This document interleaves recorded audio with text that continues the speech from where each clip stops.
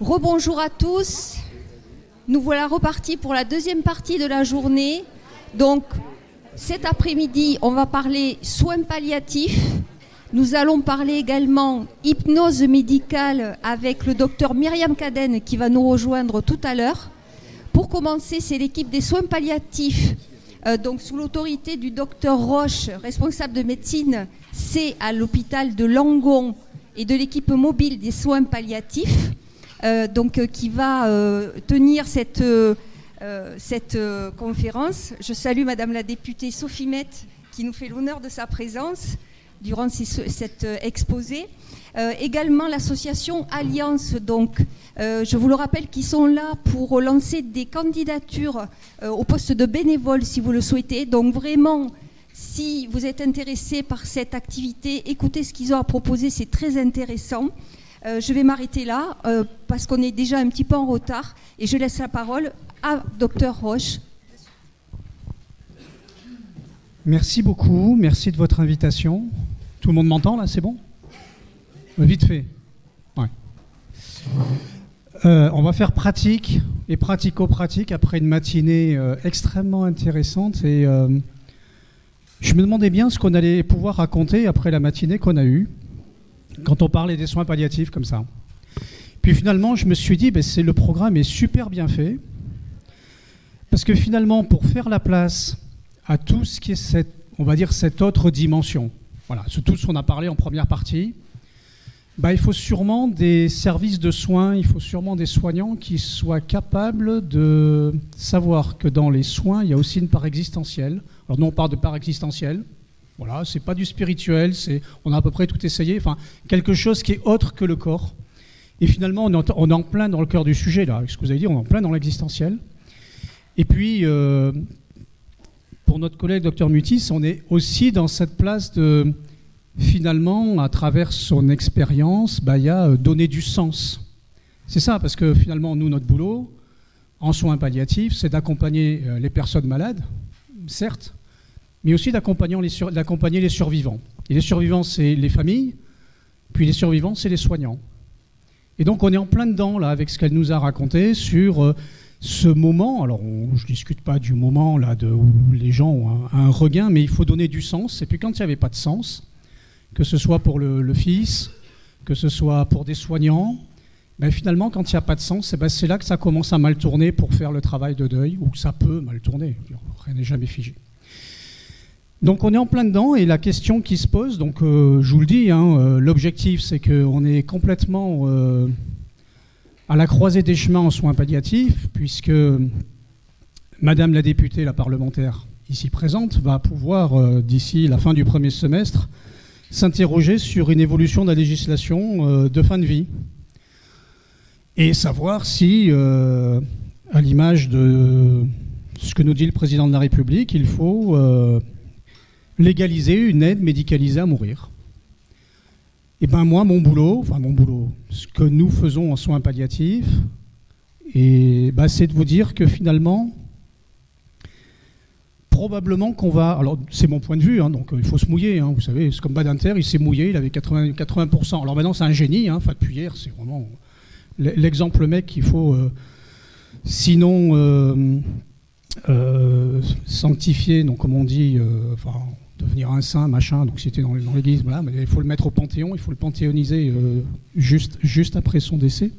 Mais cela dit, quand il a légalisé la fin de la peine de mort, il avait quand même 80% des Français contre lui, ou 75%, donc voilà. Donc moi je suis bien conscient que le grand public, ou en tout cas, je suis bien conscient que les sondages d'opinion disent 80% des Français veulent légaliser l'euthanasie ou une aide médicalisée à mourir. Je suis dans les 20% qui restent, donc comme ça, je vous le dis, c'est clair. Moi, c'est juste pas possible. Et je vais vous expliquer pourquoi. Rapidement, donc on va parler des soins palliatifs. Alors d'une partie, moi, très théorique pour savoir ce qu'on fait, parce que l'une des premières confusions, c'est de ne pas savoir de quoi on parle. Parce que les soins palliatifs, tout le monde en entend parler. Tout le monde, qu'est-ce qui fabrique ces gens-là, quoi? Alors quand je dis qu'est-ce qui fabrique ces gens-là, même mes collègues médecins ne savent pas très bien ce qu'on fait. On est quelque part un service un peu bizarre où on doit s'occuper de gens, où les gens doivent tous mourir. Et puis, peut-être que même ça nous plaît, qu'ils meurent tous, j'en sais rien. Peut-être une secte un peu chelou, quoi. Donc, alors le grand public, je ne vous raconte pas. Hein. Et la confusion, mal définir les choses, et ben évidemment, quand on définit mal les termes et qu'on ne sait pas bien ce qu'on fait, ben évidemment, finalement, l'euthanasie, tout ça, c'est un peu pareil, quoi. Donc, je vais vous expliquer ce qu'on fait. Puis, quand je vous aurai expliqué ce qu'on fait, je vous expliquerai pourquoi on ne fait pas. Donc, rapidement, de quoi on parle en soins palliatifs? Alors, ce sont des soins. Je veux dire, les soins palliatifs, c'est pas juste on tient la main et puis ça va bien se passer, messieurs, dames. Donc, ce sont des soins qui sont actifs et on a, à certains égards, des techniques de soins ou des médicaments que notre collègue anesthésiste, d'ailleurs, c'est assez classique que les anesthésistes fassent des soins palliatifs, ne renierait pas. Dans une approche globale, parce qu'on a envie de s'occuper un peu de tout, et notre objectif, c'est de soulager. Et de soulager, bien sûr, le maître symptôme, c'est les douleurs physiques, on est d'accord, mais de soulager aussi les autres symptômes d'inconfort, et puis de soulager au-delà de toute la souffrance physique, tout ce qui est de l'ordre du psychique, de l'ordre du social, de l'ordre de l'existentiel, et donc la part dont on parlait ce matin. Et comme on sait, à l'évidence, on ne sait pas tout faire tout seul, par nécessité et par essence, les soins sont forcément pluridisciplinaires. On a un peu besoin de médecins, à qui on demande de manier les médicaments, on a besoin d'infirmières, d'aides-soignantes, de psychologues, d'assistantes sociales, pourquoi pas d'art thérapeutes ou autres, etc., etc. Donc on est, voilà, par essence, c'est pluridisciplinaire. Et quelqu'un qui dirait, moi je fais des soins palliatifs tout seul dans ma clientèle, c'est pas possible. Ou alors c'est Superman, quoi. Donc, comme on l'a dit ce matin, la personne malade, elle est vivante. Et elle est vivante jusqu'au bout, elle n'est pas à moitié morte, elle est vivante. La mort est un processus naturel, on ne le provoque pas, on ne le hâte pas, la mort arrive quand elle arrive. Et puis, ça a été dit ce matin, il s'agit de savoir jusqu'où on va dans les soins, jusqu'où on va dans les investigations, parce qu'il s'agit à la fois de bien comprendre ce qui se passe pour bien soulager, mais de ne pas être déraisonnable dans l'investigation. L'acharnement thérapeutique, pour être clair, le soin déraisonnable est puni par la loi. Au même titre que l'euthanasie. On n'a pas le droit d'aller faire des soins à la con. Enfin, pardon, mais des soins déraisonnables, on est bien d'accord. Donc, comme je vous l'ai dit, on se refuse à provoquer intentionnellement la mort, donc ça c'est important. Et l'objectif, c'est que la vie soit vivable jusqu'au bout et que la personne malade, pas nous, pas sa famille, la personne malade nous dise « oui, c'est vivable ce que je vis à ce moment-là ». Voilà, moi c'est à peu près ce qu'on peut viser. Et bien sûr, il y a le service après-vente, c'est-à-dire le soutien aux proches endeuillés, ça fait partie du soin. Donc nos soins, ils ne s'arrêtent pas au décès de la personne malade. Alors pour qui? Évidemment pour toute personne qui a une maladie grave, évolutive, mettant en jeu son pronostic vital et symptomatique, donc tout compte. Hein. Il faut qu'il ait des symptômes d'inconfort, il faut que la vie soit menacée. C'est pas, et là vous allez me voir revenir avec, je vous le dis directement, avec Vincent Humbert. Donc Vincent Humbert, c'est la première histoire, on va y revenir après. C'est pas quelqu'un qui est séquelaire d'un accident de la route et qui serait aussi relationnel avec un traumatisme crânien. Je veux dire, il n'est pas dans une maladie évolutive. Alors il peut faire après un pépin intercurrent, mais ce sont pour des gens qui s'aggravent. Alors c'est beaucoup les maladies cancéreuses, mais il n'y a pas que les cancers, il y a aussi toutes les défaillances d'organes, les insuffisances hépatiques, les maladies rénales, enfin bon, les maladies neurodégénératives bien sûr. Schématiquement, on va dire qu'au début on pose le diagnostic, la personne malade est dans un espoir de guérison, il y a beaucoup de soins curatifs, on prend par exemple une chimiothérapie, d'accord? Et puis il y a déjà peut-être une petite partie pour des soins adjuvants, parce que la chimiothérapie ça fait vomir, parce qu'il y a déjà des douleurs, parce qu'il y a déjà des choses, et donc il y a une petite partie. Puis plus ça va, malheureusement la maladie évolue, on n'est plus dans un espoir de guérison, on sait qu'on ne va pas guérir, mais on essaie de gagner un peu de temps, on est dans la rémission le plus longtemps possible. Et puis cette part-là des soins, dits non spécifiques, palliatifs, augmente. Et puis les soins palliatifs, c'est toute cette phase-là, où on sait qu'on ne va plus guérir jusqu'au décès. Ce n'est pas uniquement les soins terminaux, les soins palliatifs. Les soins palliatifs, c'est bien en amont. Et nous, on voit maintenant, alors c'est bien ancré, hein, on a des soins palliatifs dits précoces, où on voit des patients pratiquement même dès l'annonce de leur diagnostic de maladies cancéreuses. Alors même des fois, on les voit avant même que l'oncologue ait annoncé. Donc ça, c'est emmerdant, ça, parce qu'on leur raconte des choses. Mais en tout cas, ce n'est pas uniquement la phase terminale, les soins palliatifs. Hein. Et puis la flèche, elle continue. Donc ça, c'est le service après-vente, c'est le soutien aux proches endeuillés. C'est aussi le soutien des équipes. C'est aussi peut-être débriefer, etc. Donc C'est tout ça. Et combien de temps ça continue? Ben, ça dépend des besoins de chacun. Ça dépend aussi des relais qu'on peut avoir en aval. Est-ce que le soutien psychologique et le soutien du deuil du proche endeuillé, il va se faire uniquement à l'hôpital ou il va se faire avec des collègues libéraux? Est-ce que les assistantes sociales, elles vont prendre un relais avec des assistantes sociales de secteur? Voilà, c'est toutes ces choses-là. Mais en tout cas, nous, on est toujours à la disposition des familles pour leur dire, si jamais il y a quelque chose que vous n'avez pas pigé, si vous avez un doute, voilà, on est à votre disposition et on réouvrira le dossier, la mémoire de l'ordinateur étant infaillible, même si c'est dans un an, il n'y a pas de problème. Alors bien sûr qu'on a la personne malade, sa famille, on a les bénévoles, donc c'est pour ça qu'ils sont là, parce qu'ils sont un peu bizarres aussi, hein. Mais voilà, on a aussi des bénévoles, et ces bénévoles, on est en plein dans la part existentielle aussi. C'est-à-dire, les médecins, on sait bien que si on leur dit ça va pas, ils vont filer des médicaments. Bah, vous fabriquez comme ça, nous, hein, simple. Hein. Les infirmières, elles vont aller se plaindre au médecin que le patient va pas bien. La famille, elle va avoir la trouille, parce que le patient lui dit ça va pas, j'ai pas le moral, machin. Voilà, c'est hyper culpabilisant. Hein. Mais le bénévole, il n'a pas de médicaments, c'est pas la famille, il pense rien. Enfin, je dirais, voilà, hein, ils sont bizarres, quoi. Et ben voilà, c'est pour ça que les bénévoles, c'est important, et c'est pour ça que je vous le dis là, mais on vous le redira, on recrute des bénévoles parce qu'on a besoin de vous pour accompagner dans cette dimension-là, qui est cette dimension sociétale, nos personnes malades. Et le ne pas avoir de bénévoles nous fait défaut. Alors bien sûr, je vous l'ai dit, il y a des professionnels qui soient à domicile, qui soient hospitaliers. Et donc ça c'était le titre d'un congrès, et qui peut tout seul. Donc une équipe, c'est pas tout seul. C'est ça que ça veut dire, hein, c'est vachement réfléchi. Donc une équipe, on ne peut pas travailler, et ça a été dit ce matin, hein, il y a le regard de l'équipe sur les pratiques de chacun. Et c'est ce qui nous permet aussi de nous réguler dans ces décisions que nous avons besoin de prendre des fois, du déraisonnable, ou etc. On peut rien faire tout seul. Alors, bien sûr, ça se fait à domicile, ça se fait dans n'importe quel service d'hospitalisation, des équipes mobiles. J'ai remis les bénévoles parce que, comme je savais qu'ils étaient là, il fallait que je les mette 2 fois. Ça peut se faire à l'hôpital. Et donc, sur la Gironde, qu'est-ce que ça donne? Ça, c'est le découpage du département avec les 7 équipes mobiles qui interviennent en Gironde. Donc, ça veut dire que tout le département est maillé. Où que vive une personne malade, il doit avoir accès à une équipe de soins, une équipe mobile et une équipe spécialisée de soins palliatifs, si jamais il en a besoin. Donc, tous les territoires sont maillés. Donc vous voyez que là, il y a des territoires plus petits, alors le rouge c'est l'Estèille, c'est Bordeaux, en bleu c'est Bagatelle, le Médoc, le Libournais en orange, et en gris c'est nous. Enfin nous, le Sud-Gironde. Donc le Sud-Gironde, ça donne ça. Donc notre équipe mobile qui est basée à Langon intervient sur tout ce territoire. Ça fait 80 km sur 80, de Hostins à Pellegru dans un sens et de Capsieux à Targon dans l'autre. On fait 1/4 de la surface du département de la Gironde. Donc la Gironde, c'est 10 000 km², on couvre 2500 km². Autant vous dire qu'on est... Alors c'est schématiquement le territoire de couverture de la Chadée, à l'exception du Nord, on va un petit peu plus loin. Hein.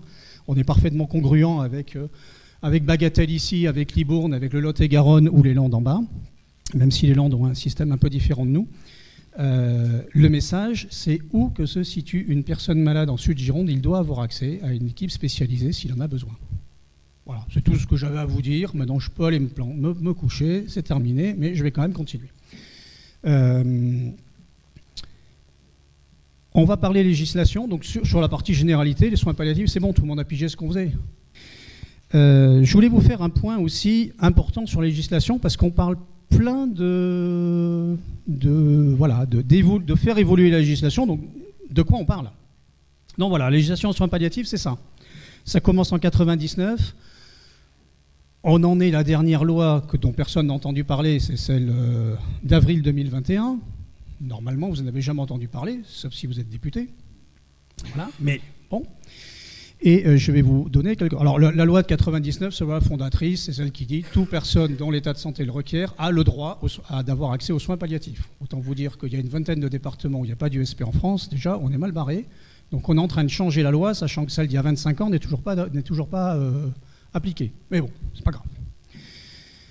La loi du 4 mars 2002, Alors là, le 4 mars 2002, elle définit le rôle de la personne de confiance. On s'arrête juste une petite seconde là-dessus, parce que j'aime bien vous raconter des histoires et puis être un peu poil à gratter. En mars 2002, les plus grands historiens se souviendront que c'était avant avril 2002. Jusque-là, tout le monde est d'accord. Bon. Donc, si on est le 4 mars 2002, on est avant le 21 avril 2002. Tout le monde suit. Ok, qu'est-ce qui se passe le 21 avril 2002 ? Ah, alors là, il y a moins de monde. Bon, je vous le fais court. Hein. Le 21 avril 2002, c'est le premier tour de l'élection présidentielle, qui, à 20h, contre toute attente, voit à côté du visage du président en exercice Jacques Chirac, le virage de Jean-Marie Le Pen qui s'affiche et pas celui de Lionel Jospin. Ok, tout le monde pensait que, voilà, mais sauf qu'il faisait beau le 21 avril 2002, que Christine Taubira était passée par là, que tout le monde était allé à la pêche, et que finalement, les électeurs de Lionel Jospin étant allés à la pêche, eh ben, pas de bol, Lionel Jospin, il n'a pas pu se présenter au deuxième tour. Sauf que, après la dissolution de Jacques Chirac, c'était Lionel Jospin qui était Premier ministre donc en mars 2002, Bernard Kouchner était ministre de la Santé, c'était sa phase où il était à gauche, et à ce moment-là, il y avait eu la loi de mars 2002, fondatrice sur les droits des malades, qui définit un premier étage de la fusée qui est la personne de confiance. Donc la personne de confiance, les soignants, on n'a jamais très bien su ce qu'on en faisait. Parce qu'on se dit, ce qui est la personne à prévenir, ah, c'est pas la personne à prévenir, ah, c'est la personne de confiance. Bon voilà, ça n'a jamais très bien marché ce truc-là. Ça n'a jamais très bien marché parce que dans la future législation qui n'a jamais eu lieu, c'est-à-dire Lionel Jospin, président de la République, et une Assemblée nationale et un gouvernement de gauche allaient légaliser l'euthanasie, c'était une promesse de Lionel Jospin. Oui, déjà, on est 25 ans après, on n'a pas beaucoup changé. Hein. Eh bien, la personne de confiance, c'était la personne qui allait déclencher l'autorisation d'euthanasier le malade, ou la personne malade, si elle n'était pas en capacité de le faire. Dans l'esprit du législateur en 2002, c'était le premier étage d'une fusée qui n'a jamais décollé, puisque Jean-Marie Le Pen est passé par là. Donc, vous voyez, déjà, on est sur un truc, un peu un rendez-vous manqué de l'histoire, mais c'est comme ça. La loi d'avril 2005, donc la loi Leonetti, ou Leonetti 1, qui va poser les bases des directives anticipées, la loi Claes-Leonetti de 2016, et puis après, je vous raconterai la suite.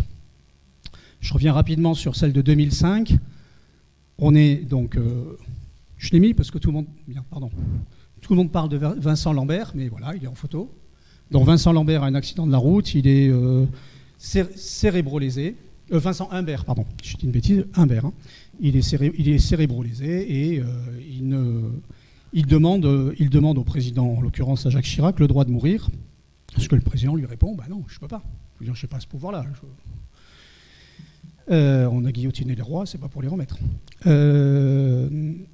Ça pose quand même problème, parce qu'on se dit, voilà, quelqu'un qui ne veut pas vivre la vie qu'il vit, qu'est-ce qu'on en fait?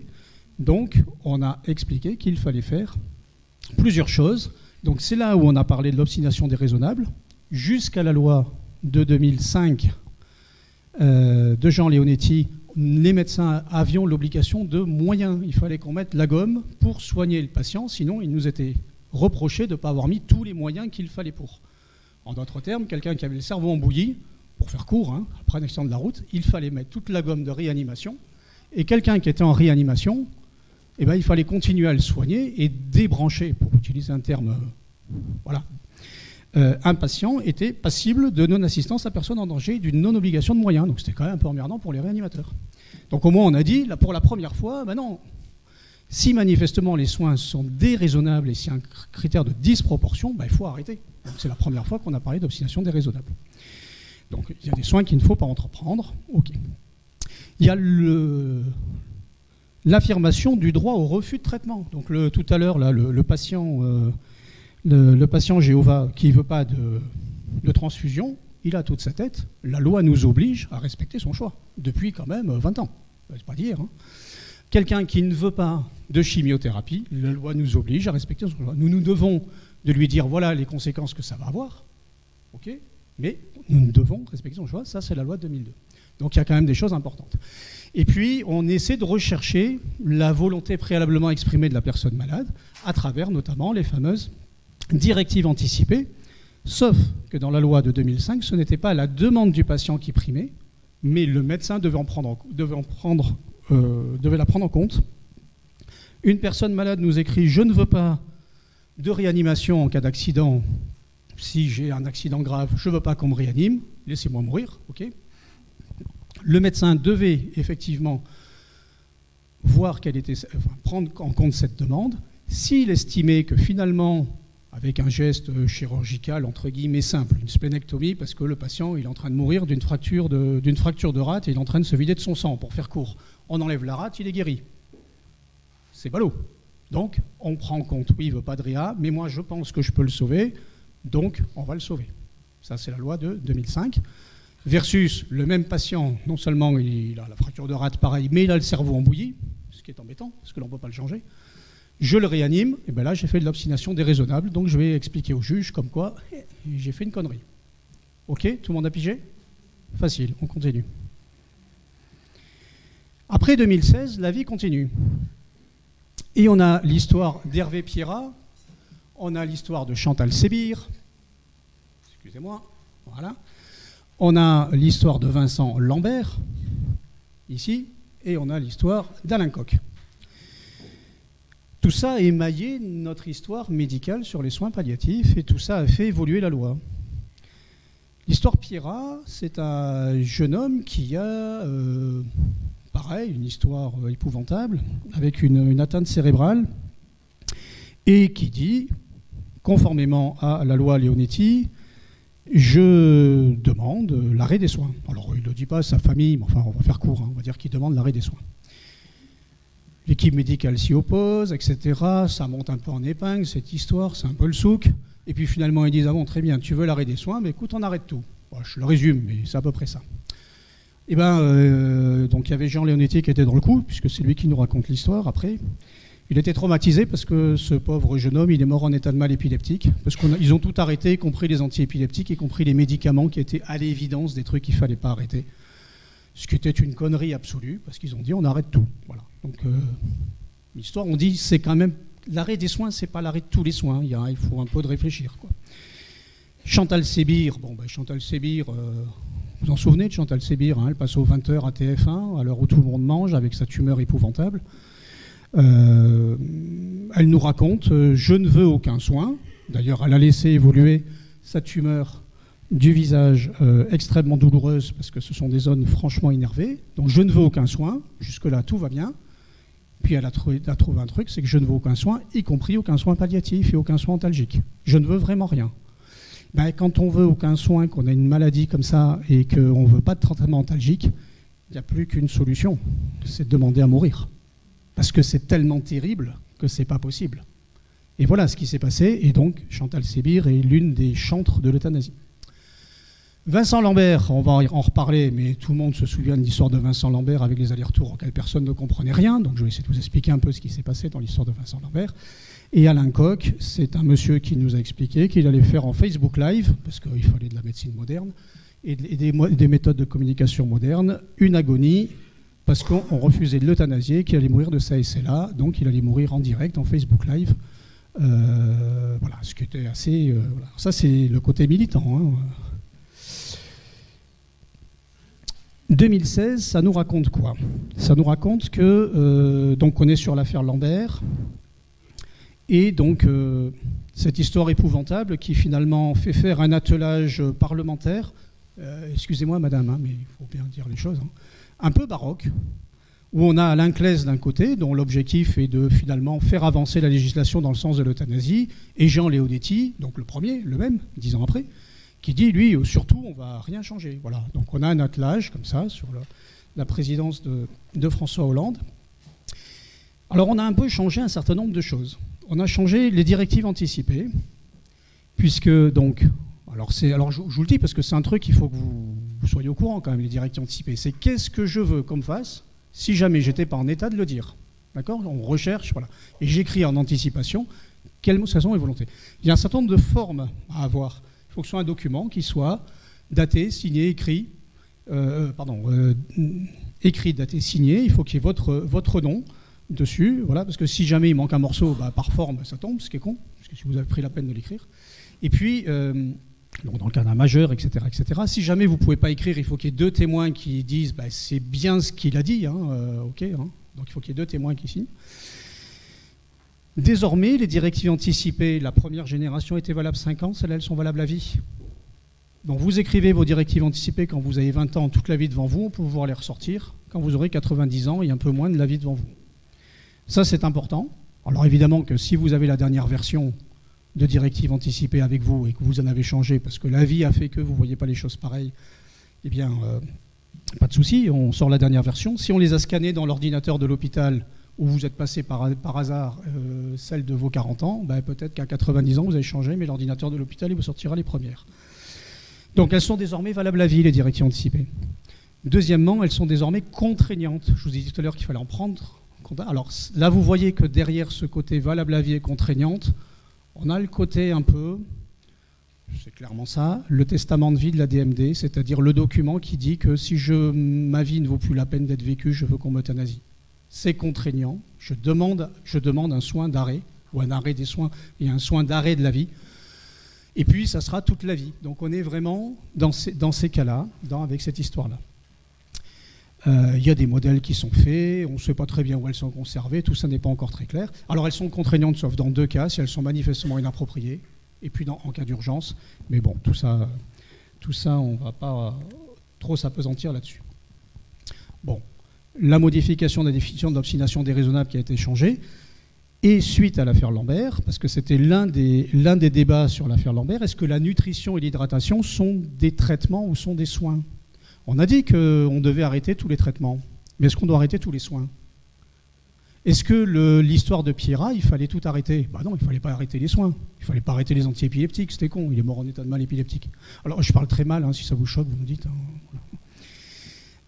Donc bien sûr que là, on a dit qu'il fallait éviter tout ce qui était disproportionné, etc., mais qu'il fallait absolument continuer les soins de confort, quoi.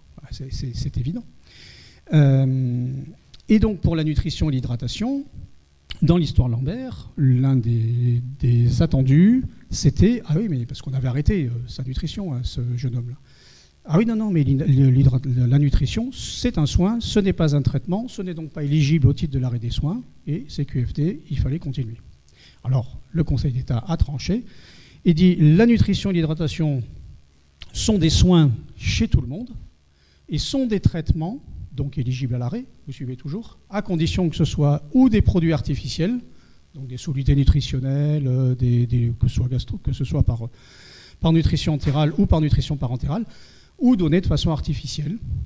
Donc si vous passez quelque chose par une sonde gastrique, ça devient un traitement, et donc à ce titre, ça peut être arrêté.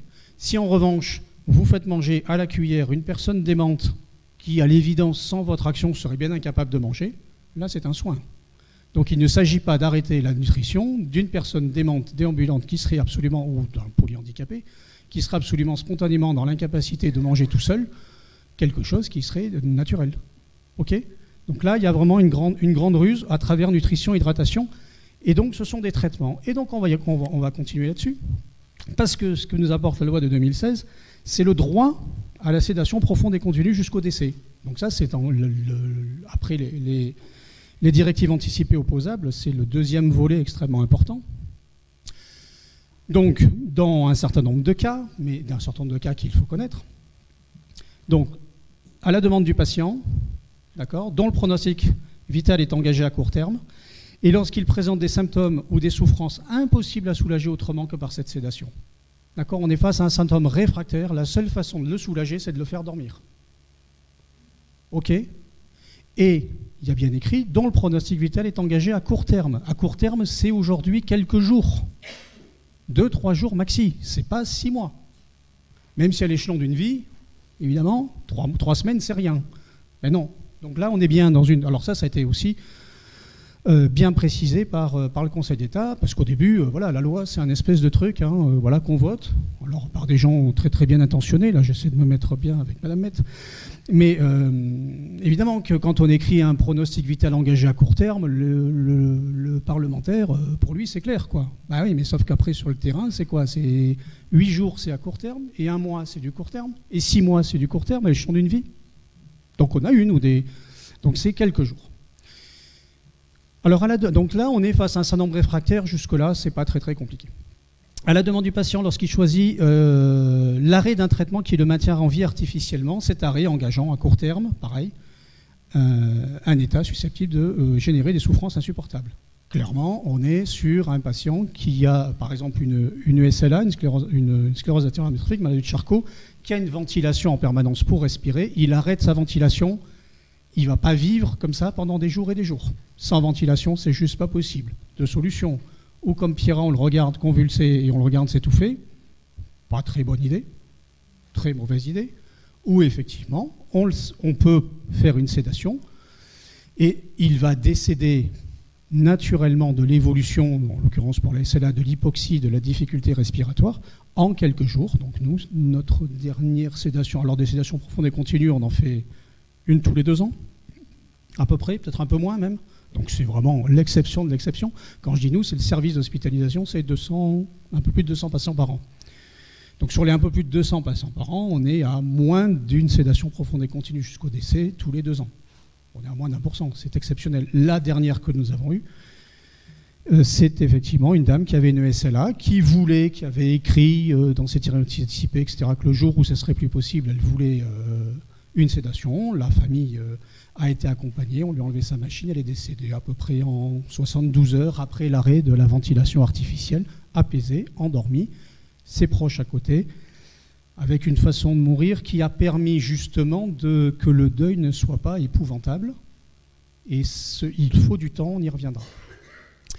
Et puis après, si le patient ne peut exprimer sa volonté, il faut une procédure collégiale, mais ça c'est la cuisine, c'est à la fois important pour les soignants, mais on n'a pas trop le temps de rentrer dans les détails. Généralement, on a à la fois des médicaments de l'ordre de la lutte contre la douleur, plus des médicaments hypnotiques, d'accord ? Donc on a des médicaments à passer qui sont généralement en intraveineux. Et puis, bien sûr que parallèlement, on arrête tous les traitements. Ça n'a pas de sens de continuer un médicament pour le cœur, si tant est que je ne vois pas bien comment on pourrait le passer, ou un médicament pour machin. Et dans tous les traitements, vous vous souvenez que la nutrition et l'hydratation à donner artificiellement sont des traitements. Donc théoriquement, enfin pas théoriquement, et on doit dans ce cas-là aussi arrêter tous les médicaments et toute hydratation. Alors on maintient un minimum d'hydratation parce que ça nous permet de véhiculer les médicaments sédatifs, donc il faut bien qu'on ait un petit peu de perfusion, mais ça n'a évidemment aucun objectif d'hydratation, ce qui veut dire que le rein, il n'aime pas trop, quoi, hein. Quand vous ne buvez pas pendant 2-3 jours, vous mourrez d'insuffisance rénale aiguë, hein, pour être clair, hein. Mais c'est daté. Théoriquement, ça peut se faire partout, puisque le législateur aussi a prévu que ça pouvait se faire à domicile et le rappelle régulièrement, et en structure hospitalière avec l'HAD, etc. Autant vous dire que ces patients-là, pour équilibrer les traitements au millipoil, etc., c'est des passages plusieurs fois par heure au début, évidemment plusieurs fois par jour. Pour faire un passage et la disponibilité de libéraux plusieurs fois par heure dans les premières heures, c'est mission impossible. Donc ça, c'est théorique, c'est à la maison, et en pratique, même en HAD, hein, ça paraît quand même extrêmement difficile. Et bien sûr, on doit tout écrire sur la procédure. Bon, alors après, ça c'est... Je vais passer parce que c'est sur l'organisation de la procédure collégiale. Donc dans quel cas il faut faire une procédure collégiale? Soit on refuse d'appliquer les directives anticipées qui nous sont opposables, parce qu'on a décrété qu'elles étaient manifestement inappropriées, je vous l'ai dit. Donc ça, il faut qu'on s'y mette à plusieurs et qu'on l'écrive. Soit parce qu'on arrête les soins actifs, parce qu'on est au titre de l'acharnement thérapeutique et de l'obstination déraisonnable de soins. Soit bien sûr quand on doit avoir recours à la procédure profonde et continue. Pour tout ça, il faut qu'on s'y mette à plusieurs. C'est jamais une seule personne toute seule qui décide. C'est pas possible. C'est interdit et c'est pas possible. D'accord ? Et puis deuxièmement, on prévient bien sûr la famille, la personne de confiance, etc. C'est cet aspect-là qui a foiré sur l'histoire Lambert au début, parce que il y a eu la procédure collégiale, ils ont décidé d'arrêter le traitement, l'arrêt des traitements a été mis en route, jusque-là tout va bien, ils avaient juste oublié de prévenir les parents. Et les parents, alors pas de bol, hein, il était à Reims, les parents étaient à Nice. Bon, c'est peut-être pas évident, ils ne soignaient peut-être pas tous les jours, hein, sûrement d'ailleurs. Mais c'est là-dessus que les parents ont tiqué. Parce qu'ils ont appris par la bande qu'on avait arrêté les soins à leur fils. Et ils n'ont pas aimé. Parce qu'eux, ils n'étaient pas d'accord. Donc si on ne les prévient pas, c'est quand on ne prévient pas que ça pose souci. Et bien sûr, que dans ce cadre-là, il faut dans tous les cas faire des soins adaptés de soulagement. Alors, la loi du 8 avril 2021, j'imagine que, hormis Madame Metz, personne n'en a entendu parler. La loi du 8 avril 2021, c'est l'histoire de la loi Falorni. Donc, nous avons voté en France l'article 1 d'une loi qui donne et garantit droit à une fin de vie libre et choisie, dont l'article 1 a été voté, que je vous ai écrit. Donc, à la demande expresse de celle-ci, un médecin doit administrer un produit létal. Donc, nous avons légalisé l'euthanasie en France en 2021. Incroyable. Sauf qu'il n'y a que l'article 1 qui a été voté, parce qu'après, il y a eu une telle avalanche d'amendements. Alors après, c'est l'obstruction parlementaire, machin, vous voyez, 3000 amendements, le bordel, quoi. Donc ça a été, voilà, tout a été bloqué, c'était, je sais pas quoi, une fenêtre parlementaire, c'est ça, comme ça qu'on dit, je crois. Donc du coup, l'histoire, la fenêtre s'est refermée, on n'a pas eu le temps de faire la suite, mais on voit bien que le mouvement avance. C'est quoi l'euthanasie? Parce que moi, j'ai envie qu'on parle de ça, je vous le dis. C'est quoi l'euthanasie? Eh bien, c'est l'administration d'un produit, généralement par voie veineuse, d'un produit létal qui va provoquer le décès du patient en quelques secondes. Sinon, on s'est loupé. On s'est loupé dans les doses, quoi. Enfin, il y a un truc, quoi. Donc c'est ça l'euthanasie, c'est donner quelque chose. Il n'y a pas d'euthanasie passive. L'arrêt des soins, c'est pas de l'euthanasie. Je vous le dis, parce que tout ça, c'est de la confusion. Donc il faut bien qu'on soit d'accord. Il n'y a pas d'euthanasie parce que j'ai arrêté les soins. Il n'y a pas de « Ah, c'est soins palliatifs, c'est jamais que des gens qui ne disent pas les choses », parce que quand même, au titre de l'obstination déraisonnable, voire de la sédation profonde et continue, ils font bien la même chose, sauf qu'ils n'osent même pas le dire, c'est vraiment des mauviettes. Alors ouais, on est un peu chochotte. Mais dans le cas d'une sédation profonde et continue jusqu'au décès, le patient va mourir apaisé, le temps que sa maladie le laisse vivre, dans le cas d'une SLA sans ventilation, 2-3 jours, le temps que son rein va le laisser vivre sans hydratation, allez, 4-5 jours à tout casser. Mais ce temps-là, c'est pas quelques secondes. Et ça n'a rien à voir pour le service après-vente, parce que je vous ai dit qu'on parlait depuis le début, certes pour les personnes malades, mais aussi pour les survivants. Et les survivants, c'est les familles, les survivants, c'est les soignants. Et là, ça change tout, ce temps. Et ce temps, elle l'a bien dit, notre collègue psychologue, qu'il y avait besoin de sens, qu'il y avait besoin de temps, qu'il y avait besoin de donner du sens à ce moment d'éveil juste pré-mortem, et qu'il y avait besoin de quelque chose. Je ne sais pas si vous l'avez tous écouté ou si vous êtes endormi à un moment, mais elle a bien dit qu'il fallait ce temps-là. Donc, et ce temps, bien sûr qu'on a besoin de temps. On pourra en rediscuter après. Alors, qu'est-ce qu'on a comme législation aujourd'hui dans le monde? Alors, ce n'est pas parce qu'il y a quelques pays dans le monde qui ont légiféré sur...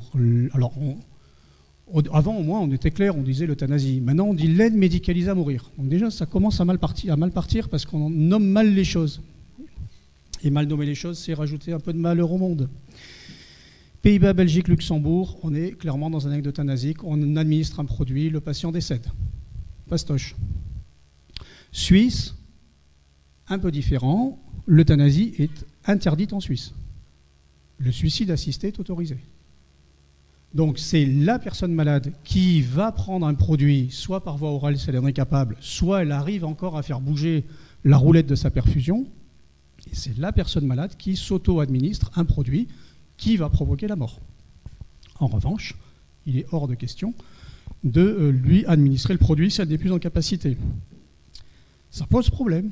Parce qu'on se dit, donc les Suisses disent attention là, si vous voulez avoir le suicide assisté, il faut vous y prendre à l'avance. Alors il n'y a peut-être pas le feu au lac, mais il faut s'y prendre à l'avance. D'accord? Et si jamais vous avez une SLA, vous savez que vos motricités, tout ça, ça ne marchera plus très bien. Donc essayez d'anticiper le moment où vous allez mourir. Ah non, mais on est complètement là-dedans. Voilà. Donc là, c'est plutôt... Même, ce n'est pas du tout des soignants, c'est vraiment des équipes de bénévoles. Pas les mêmes que les nôtres, mais voilà. Ce sont des bénévoles. C'est une association Exit qui accueille les gens, et accessoirement, ça coûte un peu de sous. L'Oregon, aux États-Unis, ils ont trouvé un autre système. Un médecin, alors pareil, avec une commission, machin, patin couffin, va prescrire un médicament qui va provoquer la mort. Le patient a le comprimé ou la solution à son domicile et il la prend quand il veut, quand il pense que sa vie ne vaut plus la peine d'être vécue. On se rend compte que 30% des médicaments prescrits et délivrés en possession des personnes malades ne sont jamais pris. Ce qui questionne, hein, parce que finalement, je peux avoir une demande d'euthanasique, je peux avoir envie de prendre quelque chose, et puis finalement, face à l'inéluctable, machin, voilà. Et puis peut-être que j'en ai pas besoin à la fin, quoi, que finalement, ça va pas si mal que ça. C'est peut-être ça aussi, hein, le truc. Donc, où on en est? Donc, en France, pour l'instant, c'est OK. Toujours, évidemment, un acte répréhensible.